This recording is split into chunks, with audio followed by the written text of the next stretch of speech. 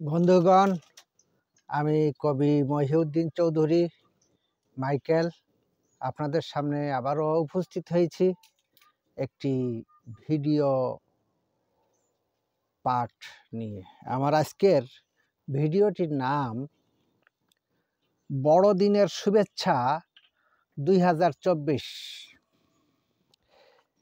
এই বড়দিনের শুভেচ্ছা 2024 আমি লিখেছি ইনজিল শরীফের সূরা লুক 2 অধ্যায় 8 থেকে 21 পদ এবং সূরা মথি 2 অধ্যায় 1 থেকে 12 পদ বা আয়াত এর উদ্ধৃতিতে আমি বড়দিনের শুভেচ্ছা 2024 এই ভিডিওটি রচনা করেছি। আমি আপনাদেরকে পাঠ করে শোনাবো। এই পৃথিবীতে ক্যালেন্ডার বা দিনপঞ্জিকা পঞ্জিকা আছে প্রায় 34,000। এর ভিতরে অনেকগুলি আন্তর্জাতিক ক্যালেন্ডার আছে। এর ভিতরে একটাই ক্যালেন্ডার আছে যেটা আন্তর্জাতিকভাবে স্বীকৃত এবং খ্যাত এবং মানুষ সভ্যতার শুরু থেকে এ পর্যন্ত ব্যবহৃত হয়ে আসছে, যেটাকে বলা হয় খ্রিস্টীয় ক্যালেন্ডার। যেটা আমাদের দেশে এই ক্যালেন্ডারটা চালু করেছিল, ভারত উপমহাদেশে চালু করেছিল ব্রিটিশরা চালু করেছিল, যে কারণে ব্রিটিশদের মাতৃভাষা ইংরেজি ছিল। এজন্য এটাকে অনেকে ইংরেজি ক্যালেন্ডারও বলে থাকে, কিন্তু এটা আসলে একটি খ্রিস্টীয় ক্যালেন্ডার। এই ক্যালেন্ডারটি এটা আবার দুভাগে বিভক্ত।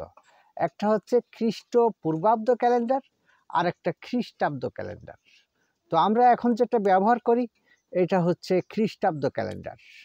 আর খ্রিস্ট পূর্বাব্দ ক্যালেন্ডার যীশু খ্রিস্টের বা হযরত ঈসা আলাইহিস সালামের জন্মের 8 দিনের দিন তাকে তখনকার দিনে ইহুদি নিয়ম অনুযায়ী খাতনা করা হয়েছিল জন্মের 8 দিনের দিন। আর সেই দিন ছিল জানুয়ারির 1 তারিখ। তার মানে এখান থেকে 2024 বছর আগে জানুয়ারি মাসের 1 তারিখে যীশু খ্রিস্টের খাতনার দিন থেকে খ্রিস্টাব্দ ক্যালেন্ডার গণনা করা হয়। আর যীশু খ্রিস্টের জন্ম খ্রিস্ট পূর্বাব্দ ক্যালেন্ডারের 7 দিন আগে 25শে ডিসেম্বরে।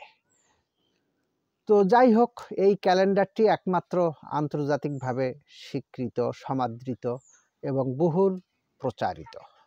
তো আমি এখন এই হযরত ঈসা আলাইহিস সালামের জন্ম সম্পর্কে বলবো এবং এই হযরত ঈসা আলাইহিস সালামের জন্মই দিনটাকেই বড়দিন বলা হয়।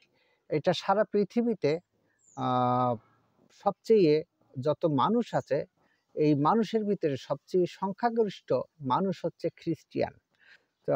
তো এই পৃথিবী জুড়ে যে 25শে ডিসেম্বর বড়দিন পালন হয়, এই বড়দিনের তাৎপর্য হয়তো অনেকেই জানেন না, যে কারণে আমি আজকে ইনজিল শরীফের সূরা লুক 2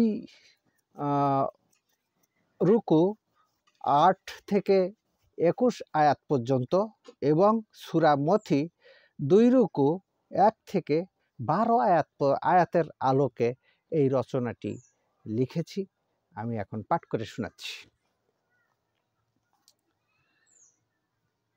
হযরত ঈসার জন্মের কয়েক ঘন্টা পর বেথলেহেম খুব চুপচাপ হয়ে পড়ে। দূরে একটি কুকুরের ঘেউ ঘেউ শোনা যাচ্ছিল। ঘুমান্ত শহরটা বুঝতেই পারল না যে কিছুক্ষণ আগে কত বড় একটা ঘটনা ঘটে গেছে। পাহাড়ের পাশে একটু দূরে ঘুম কাতুরে রাখালেরা তাদের ভেড়ার পালের পাশে ঘুমে ঝিমাচ্ছিল। হঠাৎ তাদের চারপাশে চারপাশ আলোতে উজ্জ্বল হয়ে উঠল। উপস্থিত হলো এক ফেরেশতা। রাখালেরা ভয় পেয়ে গেল।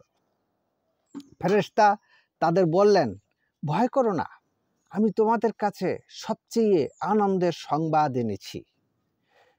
বেথলেহেমের এক গোয়াল ঘরে নাজাতদাতার জন্ম হয়েছে। তোমরা দেখবে তাকে কাপড়ে জড়িয়ে জাবপাত্রে শুইয়ে রাখা হয়েছে। জাবপাত্র মানে পশুদের খাবার খাওয়ার নান্দা বা মালসা বা বড় আকারের যে সিমেন্টের বা মাটির, তৎকালীন মাটির যে পাত্র, যেখানে পশুদের খড় বা ভুসি, কুড়া ইত্যাদি খাওয়ানোর যে পাত্র, এই পাত্রকে সাধারণত সাধু ভাষায়, বাংলা ভাষায় জাবপাত্র বলা হয়। তো এই জাবপাত্রে শুইয়ে রাখা হয়েছে। তখন হঠাৎ আরো হাজার হাজার ফেরেশতা এসে হাজির হলেন। তাদের আলোয় সবকিছু উজ্জ্বল হয়ে উঠল। তাদের সুমধুর কণ্ঠে গানে গানে তারা বললেন, বেহেশতে আল্লাহর প্রশংসা হোক, দুনিয়াতেও যাদের উপর তিনি সন্তুষ্ট তাদের শান্তি হোক। তারপর যেমন তারা হঠাৎ করে আসলেন, তেমনি হঠাৎ করেই কোথায় যেন চলে গেলেন। রাখালেরা পাহাড় উপত্যকা পার হয়ে তাড়াতাড়ি বেথলেহেমে চলে গেল। সেখানে গিয়ে ফেরেশতা যেভাবে বলেছিলেন সেভাবেই তারা শিশুটিকে দেখতে পেল। তারা ইউসুফ এবং বিবি মরিয়মকে ফেরেশতাদের সব কথা খুলে বলল। শেষে রাখালেরা তাদের মেষপালের কাছে ফিরে গেল। তারা যেখানেই গেল সেখানেই সেই সুখবর প্রচার করল। তারা আল্লাহর কত না প্রশংসা করল।